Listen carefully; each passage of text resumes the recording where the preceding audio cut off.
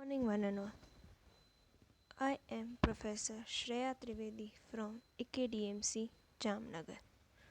Hope you all are fine in this pandemic situation. This is the general lecture for everyone. Those who want to learn English, that is in the spoken form, written form, grammatical form, this lecture is for them. જે લોકોને English શીખવામાં થોડો ઘણો પણ interest ખરો એ લોકો માટેના lectures છે. સ્ટાર્ટિંગ આપણે effective techniques of learning English લેંગ્વેજથી કરી હતી. Then we have done frequently used phrases, mute letters, genitives. Then we have come to grammar topic, that is parts of speech. Individually we have discussed parts of speech. Then importance of parts of speech, then importance of verbs and its three forms, sentences, types of sentences. Then we have done subtypes of sentences, tenses, and now we have started articles, a and the. Articles આમ જોવા જાઓ તો વિશેષણ જ છે.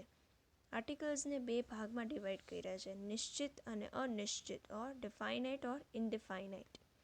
ઇનડિફાઇનાઇટમાં આવે એ અને N, ડિફાઇનાઇટમાં આવે ધ. એનું આપણે જોયું કે જે કોન્સનન્ટની આગળ લગાડતા હોય આર્ટિકલ એને આપણે એ. જનરલી કોન્સનન્ટ સાઉન્ડ જે હોય, સપોઝ કાવ છે તો કાવ સી જે છે એ કોન્સનન્ટ છે, વ્યંજન છે, એટલે એની આગળ એ લાગશે. એવી જ રીતના આજે આપણે એનનું જોઈએ. સ્વરની આગળ વપરાતું આર્ટિકલ એટલે N. A, E, I, O, you આ 5 વોલ્સ છે. વોલ્સ એટલે સ્વર. એની આગળ આપણે એન લગાડીએ. For example, an elephant is a big animal. There is an egg in the basket. He works in an office. Come after an hour. હવે તમે કહેશો આર, HOUR, સ્પેલિંગ તો HOUR થાય, પણ એચ આમાં સાયલેન્ટ છે. આપણે જ્યારે પ્રોનાઉન્સ કરીએ ત્યારે આર આવે, અ. બરાબર, ગુજરાતીમાં આપણે જોઈએ છીએ આ ઈ, બરાબર, તો એ સ્વર છે એટલે આમાં આરમાં હંમેશા એન આવશે. He gave the boy an apple. બરાબર, ઘણા બધા એવા સાઉન્ડ છે જે આમ સ્પેલિંગ જોવા જઈએ તો કોન્સનન્ટથી ચાલુ થતા હોય, પણ જ્યારે એને સ્પેલ કરીએ ત્યારે વોલ્સ થતા હોય ત્યારે આપણે એન લગાડી છે આગળ. Example, Ram is an honest man. He is an honorary secretary. Our guest is an honourable person. European, uniform, university. બરાબર,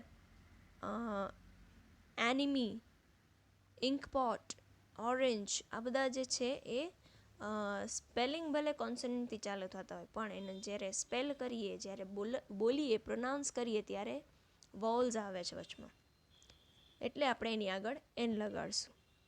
હવે ધ ક્યારે યુઝ થાય? જ્યારે કોઈ નિશ્ચિત વ્યક્તિ અથવા બતાવેલ વ્યક્તિનો બોધ કરાવે હોય. Suppose for example, the book I took from you is stolen. જે પુસ્તક મેં તારી પાસેથી લીધું હતું તે ચોરાઈ ગયું. આઈ ડિસલાઇક ધ ફેલો. જોયું, ચોક્કસ મને એ વ્યક્તિ પસંદ નથી. Let us go to the club. ચાલો ક્લબમાં જઈએ. પછી જ્યારે એક વ્યક્તિ અથવા વસ્તુ પોતાની બધી જાતિ અથવા વર્ગનો બોધ કરાવે ત્યારે the cow is a useful animal. ગાય ઉપયોગી પશુ છે. The cat loves places. The rose is a beautiful flower. Man is mortal. Woman is beautiful to look at.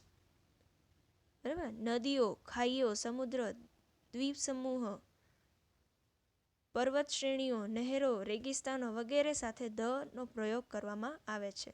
Example, the Himalayas are the highest mountains in the world. The Ganga is a holy river. The Dal Lake is in Kashmir. The Suez Canal is in Egypt. The Indian Ocean, the Punjab, the USA, the USSR. પવિત્ર, પ્રસિદ્ધ અને મહાન પુસ્તકો, પત્રિકાઓ વગેરે સાથે પણ the use થાય છે. The Vedas, the Ramayan, the Bible, the Time magazine. Okay, મંત્રાલયો, વિભાગો, સંસ્થા, પ્રસિદ્ધ ભવનો, વાયુયાનો વગેરે સાથે પણ ધ યુઝ થાય. The WHO, the Taj express, the Taj Mahal. પછી કોઈ દેશના લોકો અને જાતિઓ સાથે, the Hindus are tolerant people, the English speak English, the French live in France, the Indians, the Turks, the Russians. બરાબર.